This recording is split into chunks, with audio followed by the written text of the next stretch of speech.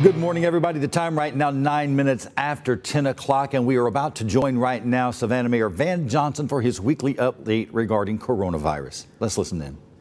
These COVID-19 cases are climbing.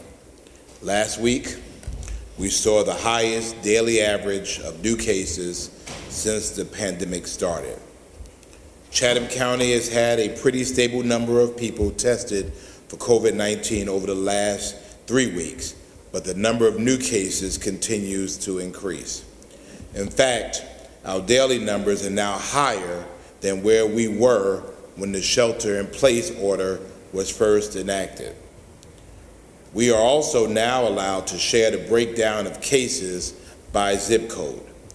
This previously embargoed information gives a better understanding of what areas of our community have the highest infection rates. Keep in mind, though, that the zip code is where the COVID-19 positive person lives, not necessarily where the person became infected. We are still asking you to make practical choices to reduce the risk of spreading COVID-19 in our city. We want you to continue to wash and sanitize your hands regularly and to encourage others to do the same. And of course, we want you to wear a mask or face covering if you're going to be close to other people. When we all wear a mask, we are helping each other. My face covering protects you, and yours protects me. When I wear my face covering, I am saying that I care enough about you to protect you from me should I have the virus. Shouldn't you care enough about me to protect me in case you have the virus? That's what this is all about. If you're not wearing a face covering, unless you have an underlying health condition or some condition that keeps you from wearing one, what you're really saying is that you don't care if others get sick from you. And that is a problem for us. That is not neighborly, and that lack of concern for others is definitely not Savannah. Some have complained, well, you might be infringing on my personal freedoms, but I contend that I would prefer for you to be alive and well and have the freedom to complain. As you know, I've asked the city attorney to work with the city manager, the police chief, and Dr. Davis of the Coastal Health District to prepare an order mandating the wearing of face coverings in public places. This order will ultimately follow the science. It will make common sense exceptions for those under 2 years old, for those with asthma or other respiratory ailments that will be aggravated by wearing a face covering. Until the guidance from the health professionals change, each of us must do what we can to keep ourselves and others healthy. If you need or want to be tested, there are drive-through COVID-19 testing available without an appointment at the Coastal Health District's Savannah location. You can get tested at 7221 Sally Mood Drive on Monday, Wednesdays, and Fridays from 8 a.m. to 8 a.m. to 1:30 p.m. and on Saturdays from 8:30 a.m. to 12 p.m. There are also several pop-up testing sites in and around Savannah. You can get tested at Garrison K-8 School, 649 West Jones Street until 1 o'clock today. There is testing available tomorrow, Wednesday, June 24th from 9:30 a.m. to 1 p.m. at Windsor Forest High School, 12419 Largo Drive. This mobile testing location is replacing the regular Wednesday testing location at Sally Mood this week. And then on Thursday, June 25th, there's testing available at the Georgetown K-8 School, 1516, King George Boulevard from 9:30 a.m. to 1 o'clock p.m. So there's plenty of testing to go around. We want you to get tested. We want you to know your status. And then we want you to practice contact tracing and social distancing. Applications are now available for rising 8th graders to apply for the Savannah Youth Council, the class of 2021, which begins this fall. The Savannah Youth Council is a City of Savannah program that I had the pleasure of co-founding in 2004 that gains opportunities for young people in the 8th grade to learn about government, gain a sense of civic responsibility, and to develop leadership skills. We had a really rough year with them this year because of COVID-19, but we're hoping to get back on track. So students may apply online at savannahga.gov/SYC, savannahga.gov/SYC, and applications will remain open as long as space is available. Ideally, this program is available to City of Savannah residents first. For more information or assistance with your application, you can call 912-651-6520, 912-651-6520, or email syc@savannahga.gov. The City of Savannah's Economic Development Department is partnering with the Greater Savannah Black Chamber of Commerce to host a Zoom meeting introducing Savannah First, which is our new pilot program focused on increasing local and minority disadvantaged business participation in city projects. Local, small, minority, and women-owned businesses are encouraged to attend this Zoom meeting tomorrow from noon to 1 p.m. to learn about the initiatives and how they can participate. You can find a Zoom link and the meeting ID on the city and my personal, my mayor's social media pages. No registration or RSVP is required. Also, Savannah Fire is accepting applications to be a part of the best fire department in the world. And we're accepting applications for firefighter trainees. You can apply at savannahfire.org, savannahfire.org. Those who make the cut will be paid a $36,300 salary while they complete firefighting and emergency medical technician training at Savannah's state-of-the-art training academy. Upon successful completion, the newly trained firefighters will be paid $40,000 and begin working alongside our seasoned fighting force. And after completing a year-long probationary period, they will earn the title of advanced firefighter and a $44,140 salary.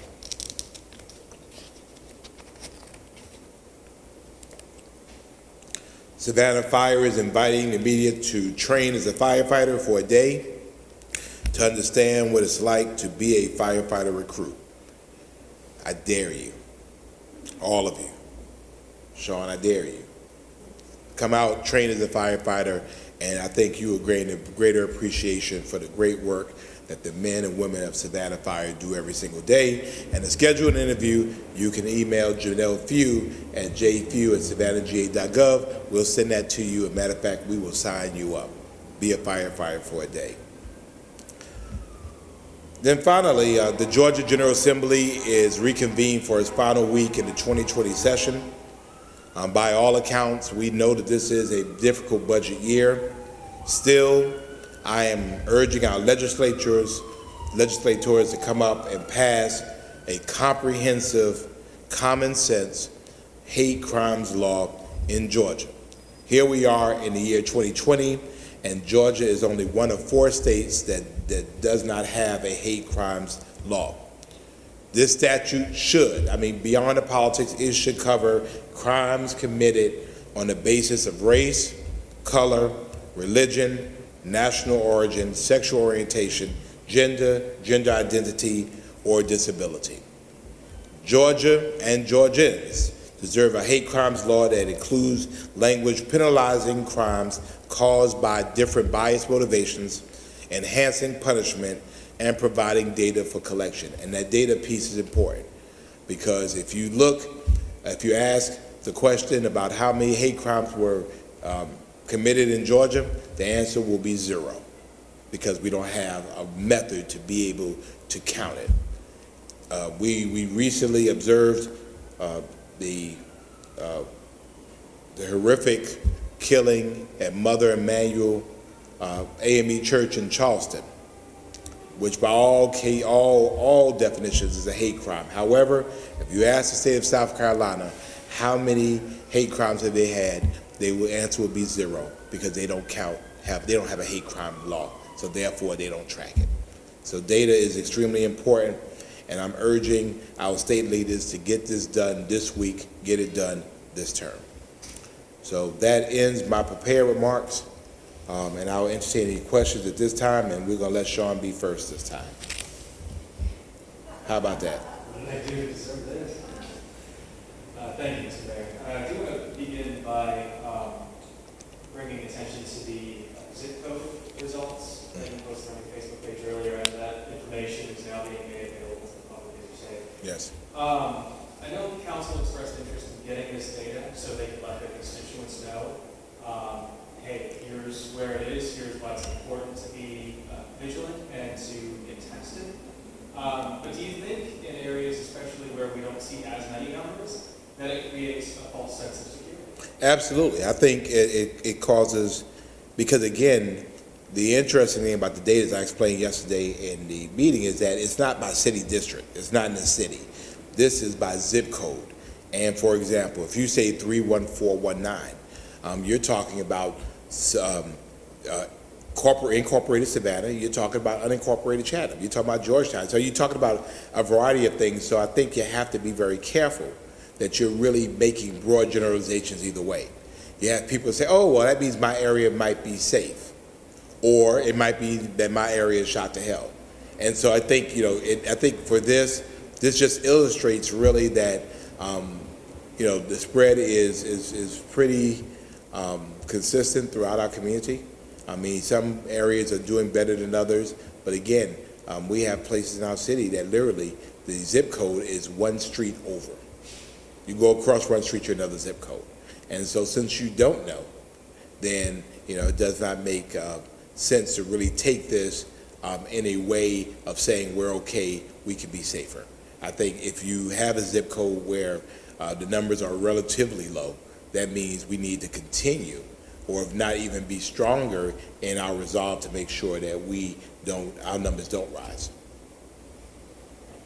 And the other thing about Savannah is that, as you know, Savannah is dense. So, I mean, when you look at it, there are places in Savannah, if you draw a circle, you've hit 4 or 5 zip codes.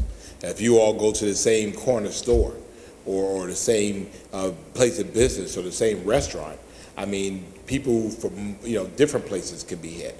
If someone in this room right now was infected, if we're all tested, I mean, when you look at the zip codes, it's all over the place.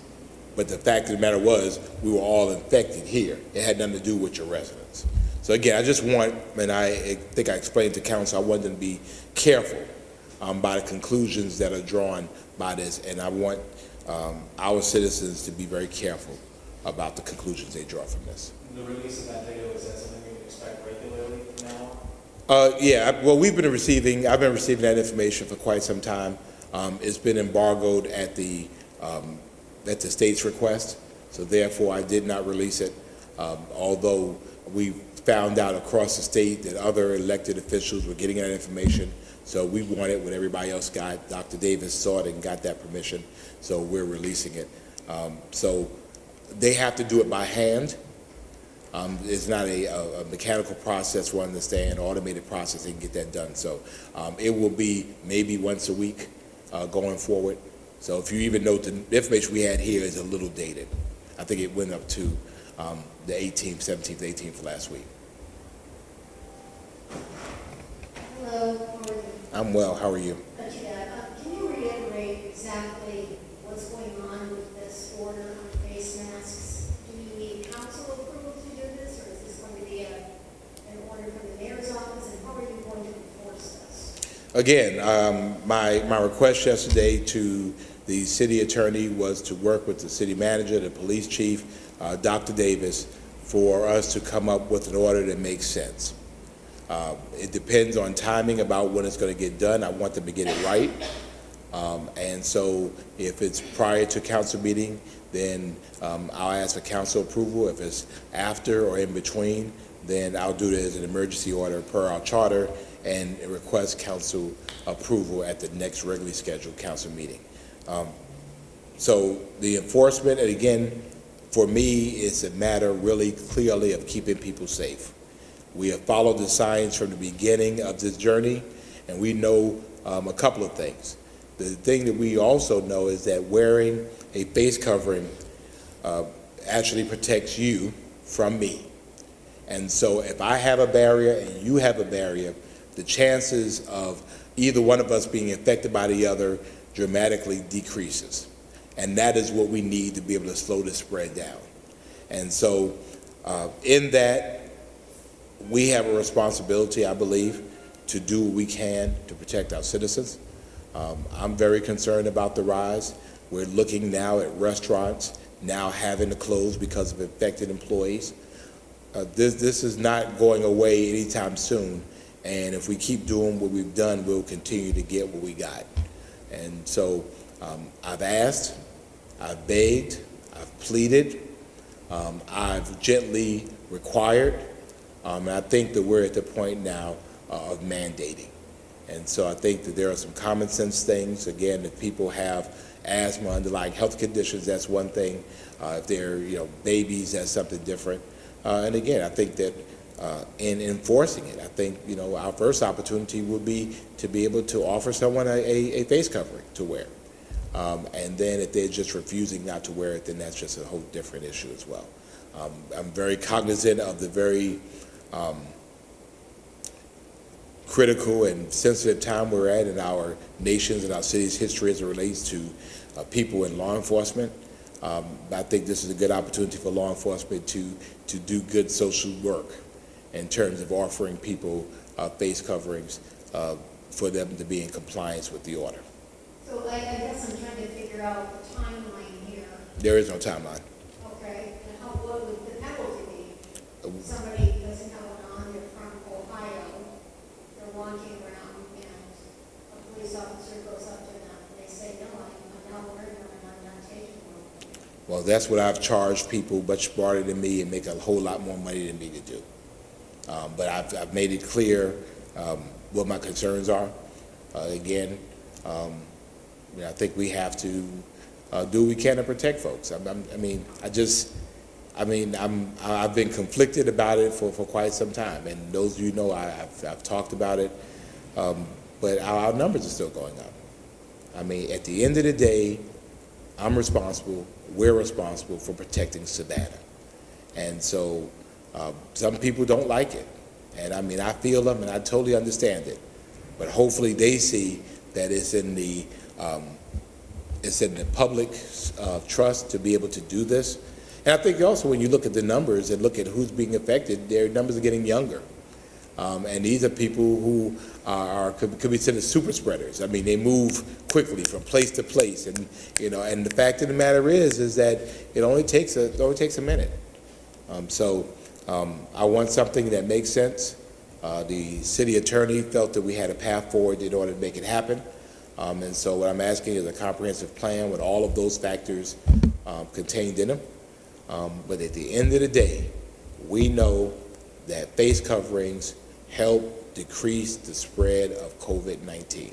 Therefore, I want something that is allowing us to be able to do just that. Thank you. Thank you.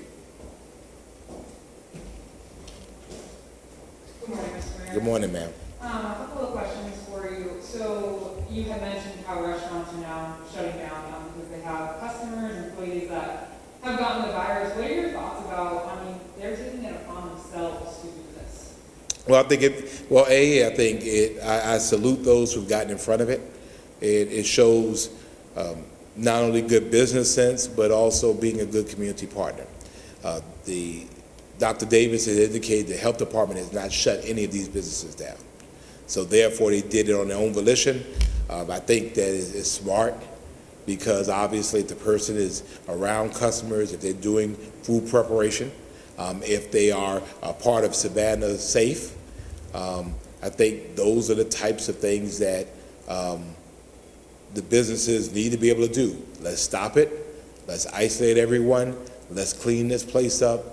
And then we reintroduce people back into it. Again, I salute them for it. Again, it takes a lot of guts to be able to go public and say, we have someone that is positive, because they recognize, at least in the short term, that people are like, I'm not going there. But on the other end of it, I salute those businesses, because it makes sense to say, let's get it right, let's reset, and let's do it again. And if and when the state requires masks, is there any plan to distribute more masks like we did? Well, to date, we have distributed 14,500 face coverings all over the city. And again, we'll leave that to the folks that are talking about this, about how this happens. I mean, I think that it's one thing to catch somebody or in violation without offering them a way to be able to remedy it. So if I'm a police officer and I come on to you and I say, Ms. Emma, you know, we have a emergency order about face coverings. Here's a face covering. Here's your opportunity to be able to make it right. Again, I think that people have misgivings about what this is really all about. This is in the public space. You could be in your own home, you could be in your car, wherever it is you do. We're talking about in the public space. In the restaurants, we're hoping that restaurants in our community are saying, you know, no mask, no service. Obviously, once you start eating, you take off the mask. So again, we just want to be common sense about this. We want to make sure that we, again, are keeping safety above and beyond. I have no desire to be able to regulate the personal lives of people. I do have a sworn responsibility, though, to make sure that people are safe. Public safety is our first and greatest role, and we are now facing a public health emergency. And there is not an epidemiologist, there is not a health professional locally or across the country that would not tell you that mandating or extensive use of face coverings arrests the spread of the disease. As a matter of fact, if you look, of the virus, if you look down in Miami, I believe, Birmingham, there are cities across the country that have implemented that from the city standpoint. My last question for you, I know a big part of this emergency order is making sure that the city fits within governor's parameters. Have you spoken with any other local government officials, mayors across Georgia that have done this yet? No. Again, we're Savannah's first city. We're the mother city. You know, sometimes there are opportunities for us to follow. This is an opportunity for us to lead. We believe we found a legal path in which we can do this and still be compliant to the governor's order. This is not in rebellion to his order. This is complementary to his order. We believe that if we're able to do this, other cities find a way to follow suit, maybe we can slow the tide of infections in Georgia. And that's what this is all about. Savannah is blessed, again, with people to come from all over the world, people to come all over the state. If you walk outside, you see people are here. And they're getting away from where they were. And I've run into so many people that says, I had to get away because I got tired of being confined, I got tired of face masks, I got tired of social distancing, and I wanted to come to Savannah. Well, that's what this is. That's my concern. Thank you, Mr. Mayor. Thank you. Just a few more things. We did receive a question from a viewer asking if they have already been diagnosed, have already recovered from COVID-19, that they would be required to wear a mask should they become mandated. The short answer is probably yes, because I think the medical advice has been that we don't know whether you can catch it again or if you can catch a mutated version of it. I mean, I think it's just so much we don't know about it yet. There are people who have it and don't know that they have it. What comes to mind was D.L. Hughley is a comedian, and many of you have saw the video that has gone viral. He was performing in Nashville, had a variety of those, passes out. And along the barrier test, it said he was dehydrated. It was also that he had COVID-19. He had no idea.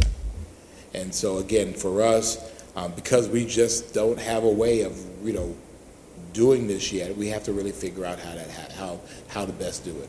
And then the whole thing about the whole contract tracing is important as well, because you might have had it and you might have recovered, but there might have been someone else in your vicinity that might have it and may not have recovered or still carrying it. So again, that's just too scientific for us right now. It's probably best is to do it more in a blanket fashion. Last thing for me, I know during the emergency meeting yesterday, there was talk about testing availability to certain communities here in Savannah. Dr. Davis mentioned that by and large, white communities were being tested more than Hispanic or African American communities here in Savannah. I know that's not necessarily Chatham County. in Chatham County. Yeah. That the city would spearhead, but is there something or talks of potentially bringing more attention and maybe an awareness blitz to those communities that are lacking in testing or just haven't taken advantage or there's not availability there to make that? Well, I think there's a couple of things. The first thing is that when you look at the demographics of Chatham County is predominantly white. So therefore, the testing of white people in Chatham County is not necessarily off the mark. And again, since we're not able really to extrapolate that data to Savannah specifically, I think it's really hard to draw a conclusion, which is why he said further analysis was needed. We have been, I think, great partners in making sure we're advertising. Again, I went through a litany of the available tests that are in all parts of our community. Through our public information office, we have posted testing whenever we've known about it. We've also been working with